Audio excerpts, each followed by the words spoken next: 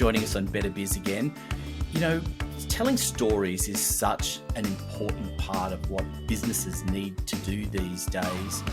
But certainly, I think the most emotional stories come from funeral homes, and there's a lot of lessons that we can learn by hearing those stories and understanding what's gone on behind them. So we've got today a very special guest, Diane from Elite Funerals. Thank you for joining us. Hello, Anthony. Thank you for having me. Diane, I'm really interested to hear a story that I know you've got about a guy called Tom who passed away not that long ago. And, you had quite an extraordinary experience with the family. Do you want to tell us a little bit about how that came about and a little bit about that service? Sure. I love Tom's family. Tom died very suddenly. He was killed in a car accident, and he has a sister here in Sydney who has one daughter who is married. And the girl rang, or the woman rang, and needed to have something very simple. She didn't want her mother to have to travel far for a funeral service, and didn't want to feel as though she had to have a celebrant, or they just wanted no flowers, but they wanted to be there. And she was really struggling with what her heart wanted to have and whether she could get it or not. So when they came in to see me, we sat down and we talked about Tom and how he had died, and Mum. And again, it was just about listening to their stories and feeling their concerns. And Tom ended up having a funeral service in a chapel. He had that most simple coffin that no funeral director should sell to anybody, but because we're not, in traditional terms, that coffin is just for unattended cremation services. But when I showed them the photo of it, she said, "Yeah, that's exactly what we want. That's exactly what we want." Terrific. So Tom had this coffin, no flowers. He had about 10 people at his funeral service, some of who were friends from school.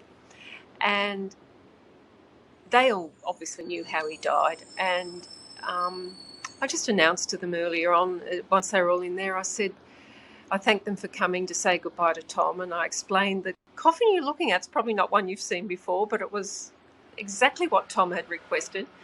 And they all nodded in appreciation, knowing what Tom was like. And I left them to their own devices in the chapel for about half an hour, and then came back in, and the sister of Tom wanted to see his body. And he had been in a car accident, as I said. And so I explained to everybody that she wanted to see his body. If they didn't want to do that, they could just take a little seat at the back of the chapel. And I said, I've seen Tom, and of course he's been in an accident, but he's recognisable. There's a little cut here, and I explained exactly what they were going to see. And everyone stayed. Everyone wanted to see him. We took the lid off the coffin, and there were tears and a little bit of laughter and touching and holding his hand, and just the friends. Then when we put the lid back on the coffin, the friends put his coffin up at the 𝗕𝗲𝘁𝗶𝘇, and his sister closed the curtains, hit the button to close the curtains on his coffin. And the relief on their faces when we came outside of the chapel, and just the joy, and you could hear them talking to each other about, I've never been to a funeral like that. Didn't know what to expect, and it was so lovely that we could just all stand around his coffin. And the feedback I got and from the family on that funeral was really heartening to me, and they are beautiful, beautiful clients. And actually not long ago, probably 5 or 6 months ago, Mum died, and she had a very similar funeral, and it was just lovely to connect with them again.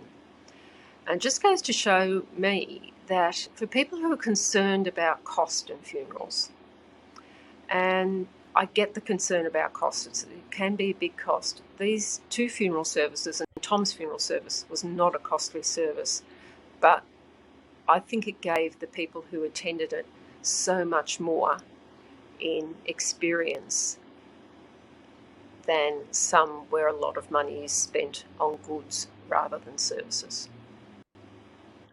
Diane, I think the true testament to a really great service is when you have clients who go out of their way without you even asking to go and put publicly a review of what you've done for them. And I think that's the case here, isn't it, with Tom's family, where they did that very publicly, and it's a beautiful review. Yes, yeah, it was a beautiful review, and they're beautiful people. It just goes to show to me that, like you said, that business and service aren't really going hand in hand anymore. They really are, and I'm going to say it again. It's that mantra of meeting people where they're at. Had I have tried to do what people think funeral directors do, people think funeral directors are going to upsell them. And had I, and that's not in my nature anyway, but had I done that, they wouldn't have had the experience that they had at Tom's funeral. I wouldn't have earned their loyalty as I received when their mother died sometime later. And I wouldn't have earned their ongoing loyalty to my business and being advocates for my business as well, and being advocates for my service. I'm not a big funeral director. And people often come to me because of reviews or because of recommendations from people who have used and experienced our service before. So that's really very, very important to me. Diane, if people are interested in hearing more about the idea of a simple send-off, what do they need to do? Simple Send-Off can be seen in its entirety on our website at 𝗕𝗲𝘁𝗁𝗲𝗿 under Services, Arrange a Funeral Online. And you can work through all the steps there of choosing the crematoria, the coffin and flowers, and seeing the price in the top right-hand corner.